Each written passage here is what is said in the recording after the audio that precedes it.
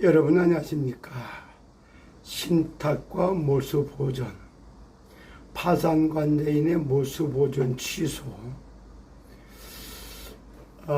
이 말이 무슨 말인가? 참 이성희 변호사님이 방송을 했는데 이해가 잘 안 되겠죠. 제가 조금 돕는 차원에서 얘기를 몇 마디 드릴까 합니다. 이건 무슨 말인가 하면은 스마트 병원 지을 때에도 이제 하남시에 있는 땅 경매를 진행하고 있었어요. 낙찰되면 거기에 돈을 일부를 가지고 병원 짓는 데도 쓴다. 이렇게까지 하고 있었기 때문에 내용을 잘 알죠. 그래서 이제 1차, 2차, 3차 1차에 398억에서 시작됐고 2차가 279억인가 됐고 3차가 197억대 뭐 이 정도요. 그리고 4차에 130 한 7억 정도 되는 여기까지 떨어졌어요. 그 137억대 떨어진 그때 4차가 5월 2일 날 경매 기일이었어요. 그때에 파산관제인이 신탁된 몰수 보존을 갖다가 풀어달라. 그리고 이걸 갖다 파산관제인에게 보내달라.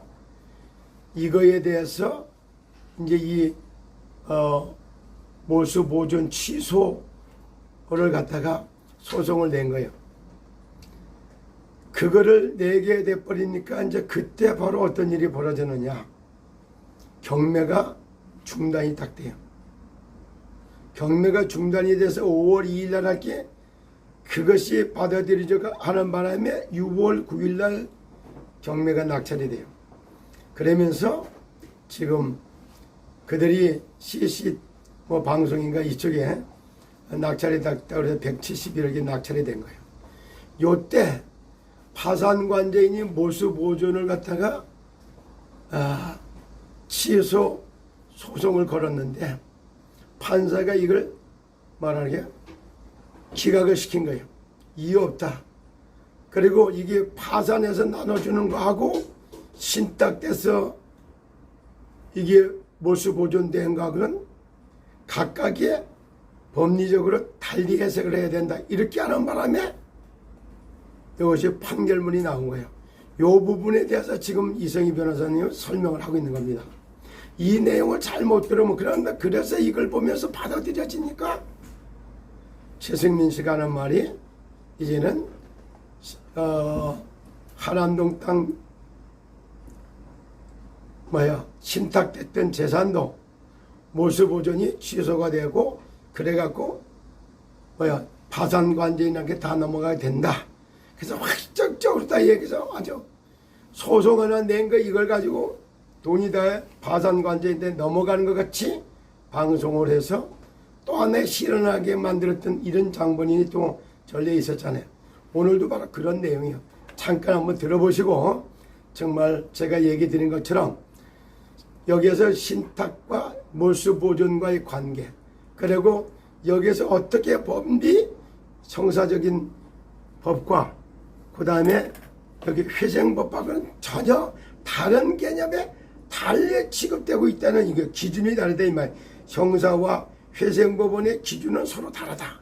이런 얘기를 넣고 방송을 했는데 이것도 모르고 KTN에서 이 사람들은 말도 안 되는 걸 방송을 했다고 이 의미도 모르고 막 뭐라 그래요? 비난하는 소리를 막 뜯어내하고 이러는 모습을 봤어요. 준주합은 여러분 신탁 자산과 이런 건 오늘 28일이죠. 오늘 이제 저 돈이 파산관제인으로 가는 게 아니고 이성희 변호사의 안으로다 돈이 들어오는 거를 오후에 이제 방송을 통해서 확인이 될 겁니다.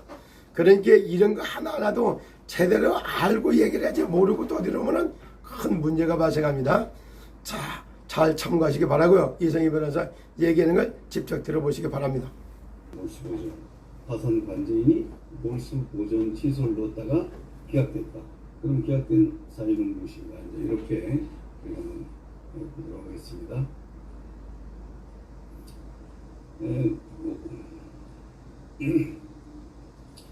그리고 자꾸 이제 채권자, 이제 많은 사람들이 헷갈리는 게 형사와 회생법원의 기준은 다르다는 걸 여러분 이해하셔야 됩니다.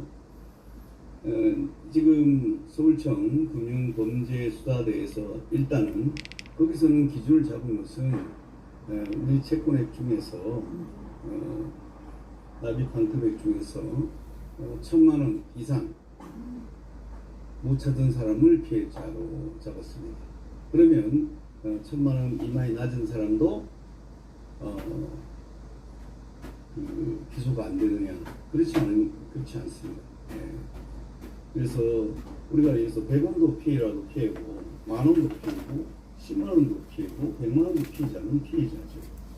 그 다음에 일단은 여기서 통장들 위주로 했지만 실제로 이 다단계 사기 공공관계는 돈을 버는 사람, 순수한 피해자의 기준을 봤을 때 그 사람을 소개해서 수당을 받은 모든 사람들이 엄격하게 따지면 피해자가 되는 것입니다. 그래서 그 형사적으로 피해자라는 개념과 지금 서울회생법원 파산 선고 결정문에 나오는 피해자는 전혀 다른 개념입니다. 그래서 형사상 가해자와 피해자의 개념과 파산 선고 결정문에서 파산 채권의 금액은 전혀 다르다. 이렇게 이해하시면 됩니다. 그래서 이걸 모르기 때문에 중구난방으로 주장을 하는 거죠. 어떤 때는 형사 피해자를 여기다 피해자라고 했다가 이렇게 이제 나눠지는 겁니다. 여기서도 잠깐 좀 참고해야 될 거는 형사적인 피해자의 개념, 형사는 범죄자를 가려서 벌 주기 위해서 다루는 것이 형사라고 하는 말로다가 기준을 삼아야 돼요. 그러나 파산 채권에 관해서 다루는 건 다른 거예요. 피해 금액을 보상해주는 차원에서 다루기 때문에 많이 피해본 사람과 작게 피해본 사람은 이익이 상관하지 않아요. 그러니까 이런 쪽으로 민사적으로 다루는 일하고 파산 채권을 나눠주는 차원에서 기준하고 형사적으로 벌 주기 위해서 하는 기준은 다르다는 거. 여기 이해가 안 돼갖고 형사적인 기준을 갖다가 파산 관제에 적용을 하고 파산적인 걸 갖다가 형사에 갖다가 적용을 하고. 전국 모든 경찰서에 다 고소를 할 수 있는 소지는 있습니다. 근데 그렇게 하게 되면 너무나 규모가 커지고 광대이기 때문에 군수대에서 일정 기준을 자기 나름대로 그냥 원칙을 정하는 것이고 법정에 기소할 수 있는 사람들 범위라든가 이런 것들이 다르다 이렇게 이해하시면 될 것 같습니다.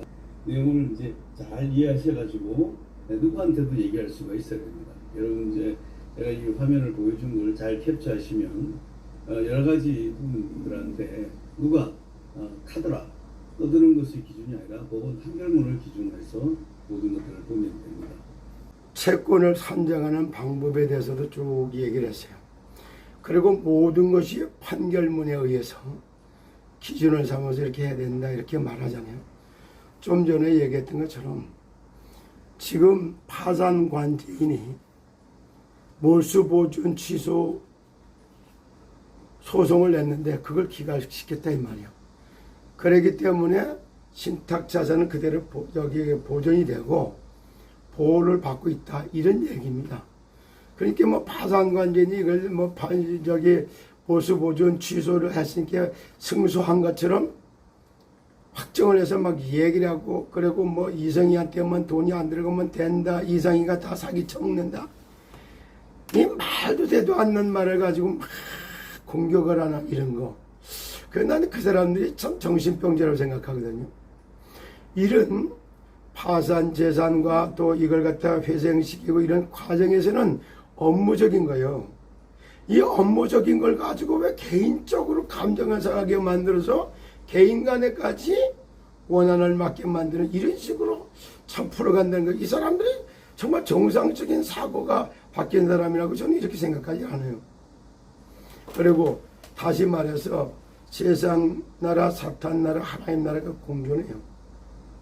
세상에는 앞에 말한 것처럼 이상한 회장이 이걸 놓고 어제 엄청나게 얘기했는데 그럼 이상은이를 무기징역 때리면은 속이 후련합니까? 그럼 이상은이를 갖다 사형 저기 선고하면 속이 후련해요? 그럼 무기징역 때리면 일이 해결되는 게 사형 선고 내면 일이 해결되는 거예요. 이런 거 역시 다시 한마디로 해서 앞으로 이런 사람들 중범죄로 다루겠다. 그래서 미래의 교훈으로다가 이런 걸 만들어지는 데는 의미가 있어.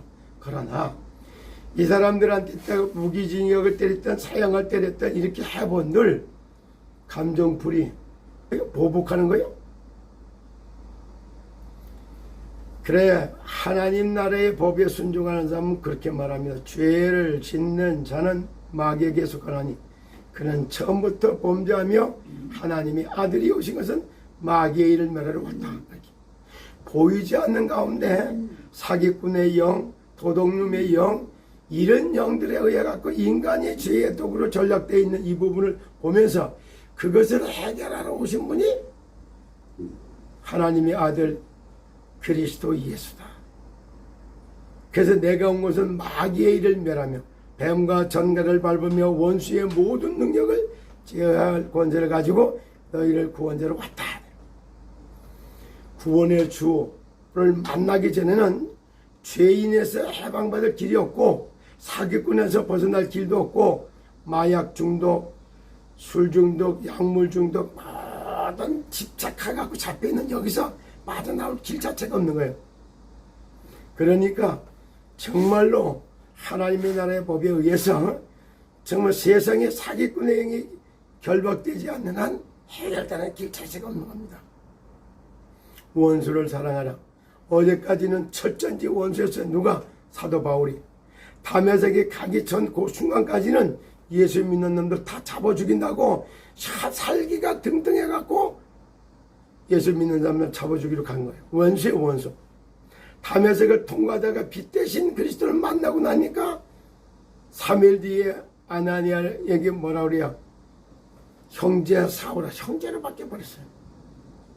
어제까지는 원수 같던 그 인간이 그리스도 예수를 만남으로 형제로 바뀐다는 걸 쳐다볼 때 원수를 사랑할 수 있는 마음이 생기는 거예요. 핍박자를 위해서 기도하라니까 핍박하는 것 같지만은 너만 죄와 저주에서 빠져나와서 되냐? 나도 좀 빠져나오게 해달라라고 구원을 요청하는 것이 핍박이었다면 그 사람을 위해서 기도할 수 있는 거 아니겠습니까?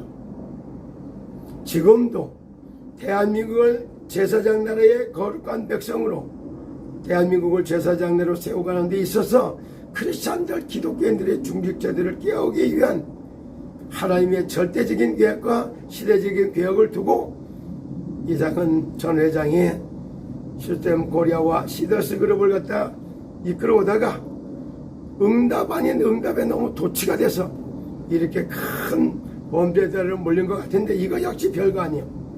3조 3천억 되게 커 보이지요. 600억씩 받는 사람들 100만 명 나와서 600조 이상의 매출을 올릴 때 60조씩 세금 날라고 생각했어요. 세금을 60조 낼 걸로 생각한 걸로 생각해봐.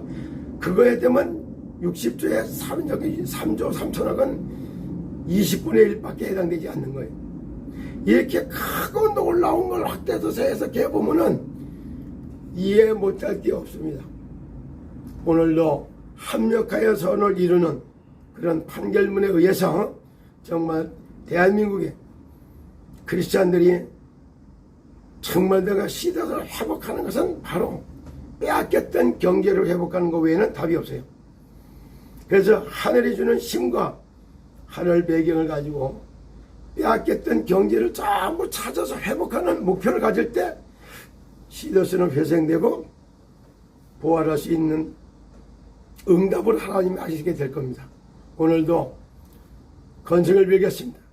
여러분 이성희 변호사가 하고 있는 방송 하나를 자세히 들으면서 법률적 정상화 제도적 기반이 이렇게 마련되고 있다는 것을 느끼면 이거 역시 응답으로 방송이 되고 있다라고 깨닫게 될 겁니다. 하나님의 은혜를 받으면 눈이 열리고 눈이 열림과 동시에 귀가 열려. 귀 없는 사람이 하나 있어 들을 귀가 있다 이 말이에요. 눈이 열리고 귀가 열리고 지각이 열려서 정말 하나님의 은혜가 은혜를 깨달아지며 정말로 거룩한 나라의 백성으로 제사장 나라가 세워지는 응답 속에 우리가 이 회생의 절차를 밟고 있다고 저는 생각합니다. 여러분들은 그와 같은 은혜가 있기를 예수님 이름으로 축복합니다. 감사합니다.